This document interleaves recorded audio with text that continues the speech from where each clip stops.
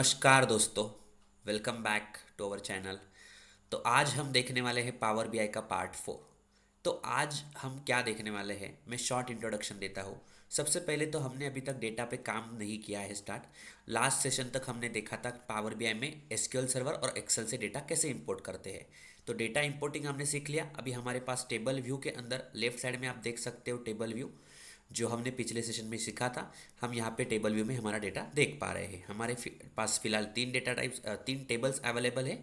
तीन data tables जो कि आप राइट में देख पा रहे हो डेटा फील्ड में। तीन डेटा टेबल्स है, ऑर्डर्स, रिटर्न्स और यूजर्स। तो ये डेटा हम यहाँ पे रीड कर पा रहे हैं जो हमारा एक्सेल शीट में था। ओके, अगर आपने अभी तक डाउनलोड नहीं किया है तो हमारे पार्ट 1 पे जाइए, पावर बीआई प्लेलिस्ट के पार्ट 1 में। उसके डिस्क्रिप्शन में आपको ये डेटा सेट मिल जाएगा। अभी वो डाउनलोड कीजिए और हमारे साथ कंटिन्यू कीजिए। पहले तो आप पार्ट 1, पार्ट 2, पार्ट 3 कंटिन्यू करोगे, आप पहले उसको फॉलो करोगे तो आपको ज़्यादा क्लैरिटी मिलेगी हम पूरे सीरीज़ में, हम पूरे प्लेलिस्ट में क्या सीखने वाले हैं। तो पावर बीआई आपको बेसिक से सीखना है और मैं एक्सपर्ट लेवल तक आपको लेके जाना चाहता हूँ। ओके, तो बने रहिएगा दोस्तों आज के पार्ट के लिए। आज हम सीखने वाले हैं डेटा के ऊपर कैसे काम करते हैं। बट उससे पहले कुछ बेसिक चीज़ें आती है, जैसे कि सबसे पहले ये डेटा जो है ना, वो डेटा का कुछ एक डेटा टाइप होता है। ओके, तो आज का जो टॉपिक है वो खास करके डेटा टाइप ही है।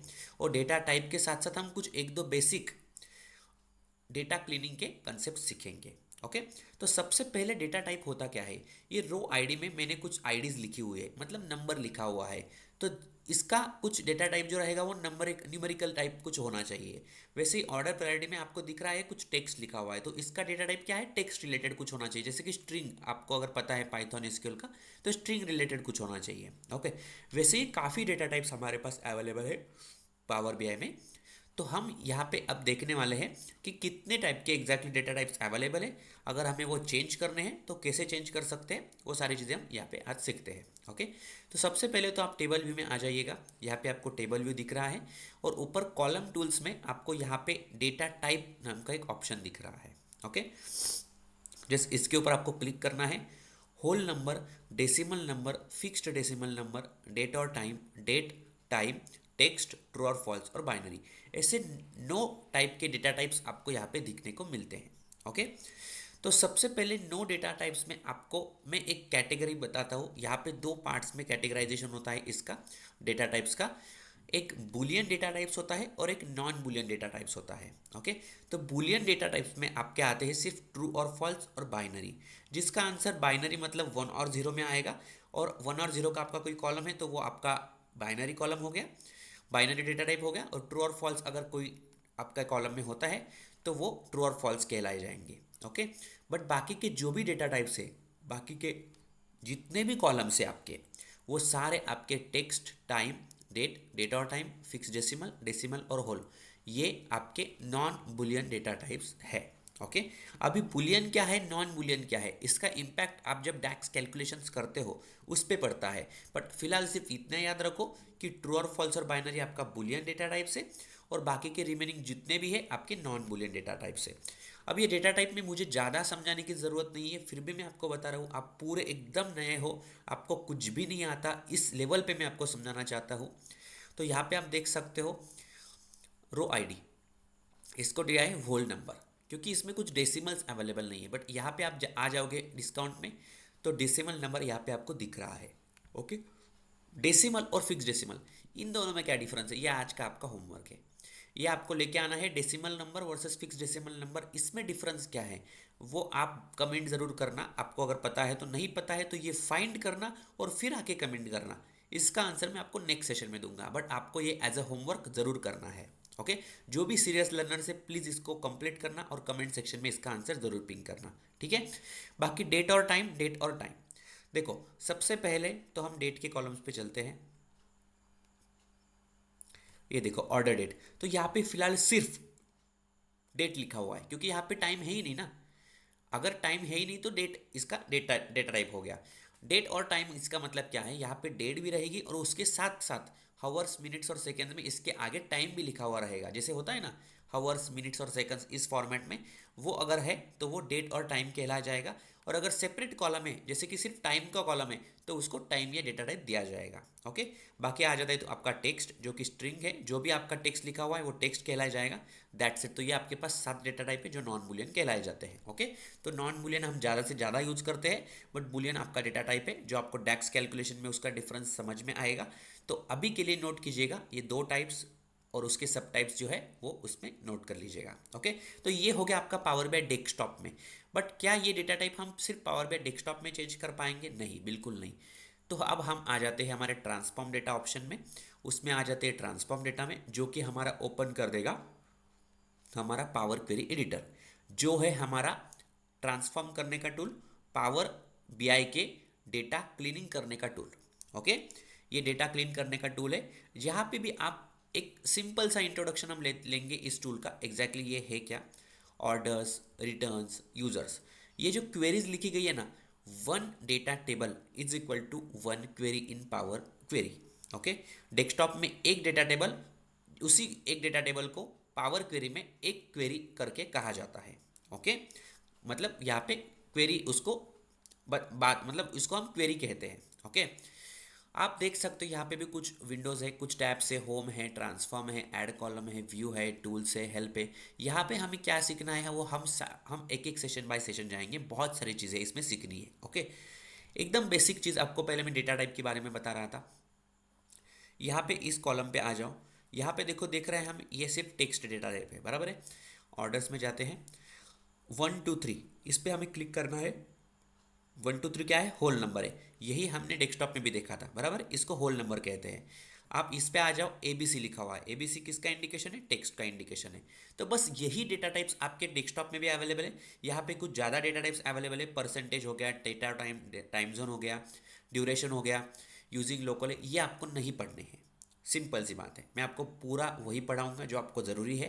तो आपको उतने ही डेटा टाइप्स याद रखने हैं जितने आपको डेस्कटॉप स्क्रीन में दिखे थे, और उतने ही डेस्कटॉप स्क्रीन वाले डेटा टाइप्स आपको याद रख के इसमें भी फॉलो करने हैं। तो आप 2 जगह से आपके डेटा टाइप चेंजेस कर सकते हो, या तो पावर क्वेरी एडिटर से या तो पावर बाय डेस्कटॉप से। इसमें आपको कुछ क्वेरीज है तो आप मुझे पिंग कर सकते हो कमेंट सेक्शन में। ओके, नेक्स्ट पॉइंट आ जाता है एक बेसिक सा हम फंडामेंटल आज पॉइंट सीखेंगे पावर क्वेरी का।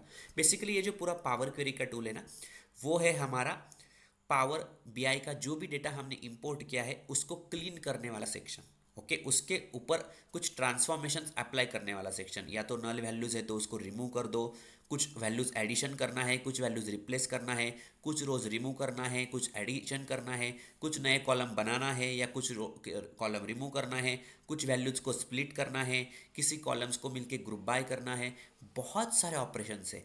2 टेबल्स को मिला के हमें मर्जिंग करना है, 2 टेबल्स को हम एक दूसरे के नीचे अपेंड करना चाहते हैं। ऐसे बहुत सारे ऑपरेशंस आपको देखने को मिलेंगे पावर क्वेरी एडिटर में।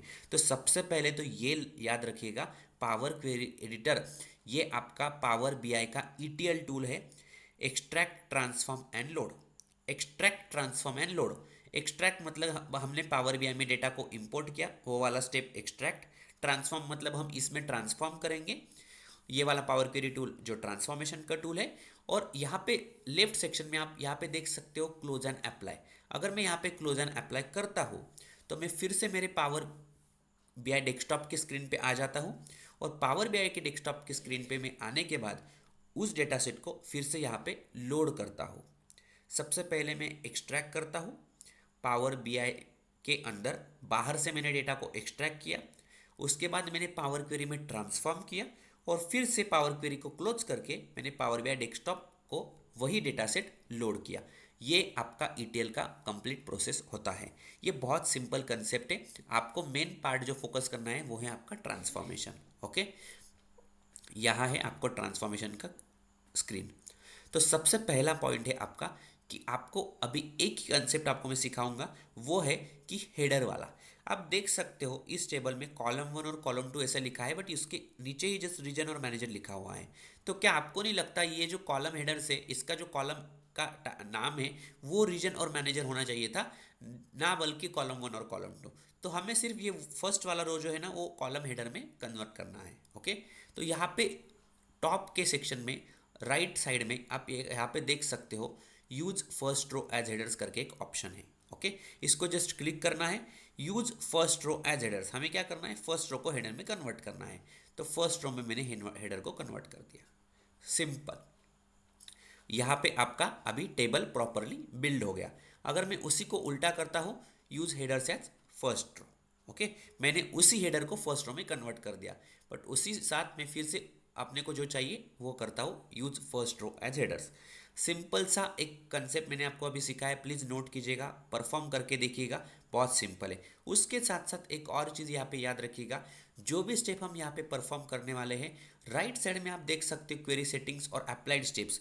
अप्लाइड स्टेप्स में आप जो भी यहाँ पे परफॉर्म करोगे वो सारे स्टेप्स यहाँ पे नोट डाउन होने वाले हैं, ओके। जैसे ही मैं अभी ये सारे स्टेप्स डिलीट करता हूँ, मैं फिर से दिखाता हूँ आपको हमने क्या परफॉर्म किया था, ओके।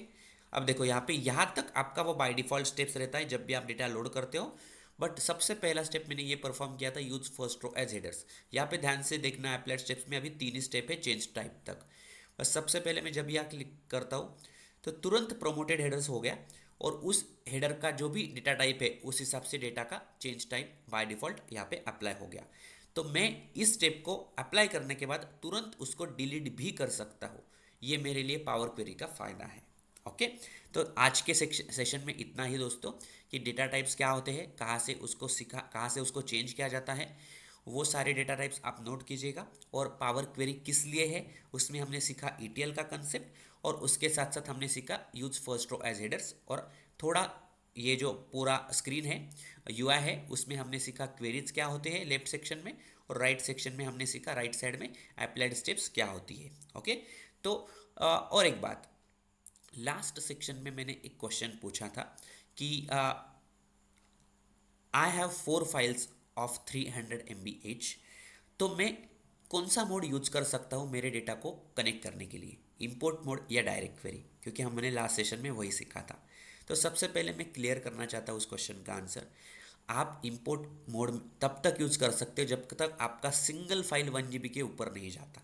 सिंगल फाइल लोडिंग की कैपेसिटी आपकी जो डेटा सेट है वो है इंपोर्ट में 1 GB तक। तो यहाँ पे मैंने स्पेसिफिकली मेंशन किया है कि हर फाइल 300 MB की है, तो आप ये इंपोर्ट मोड में कनेक्ट कर सकते हो चारों फाइल्स को, क्योंकि आपका सिंगल फाइल 1 GB के ऊपर नहीं जा रहा है। ये फर्स्ट आंसर हो गया। और इसके साथ साथ डायरेक्ट क्वेरी हम यूज कर सकते हैं क्या, तो यस, डायरेक्ट क्वेरी में कोई लिमिट नहीं है, आप 1 MB से लेकर अनलिमिटेड कोई भी डेटा सेट आप कनेक्ट कर सकते हो पावर क्वेरी में। तो डायरेक्ट क्वेरी भी इसका आंसर, करेक्ट आंसर है। तो इंपोर्ट मोड और डायरेक्ट क्वेरी दोनों इस क्वेश्चन के सही आंसर है। जिन्होंने भी ये दिए थे ऑल, आपको अच्छे से कंसेप्ट समझ में आया है, बट जिनका भी कुछ गलत हुआ है please modify your knowledge and update accordingly, okay.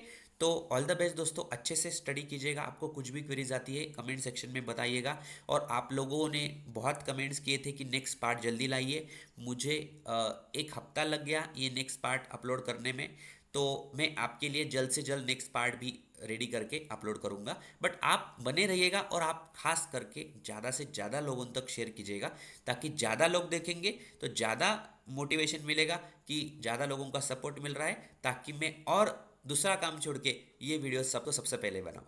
तो आप लोगों से मुझे यही चाहिए कि आप लोग तो देखो ही, बट आप लोग चैनल को शेयर करो, और लोगों को भी बोलो ये व्यू करने के लिए, अगर आपको लग रहा है ये सच में क्वालिटी वीडियो है। ऑल द बेस्ट दोस्तों, thank you so much for watching this video.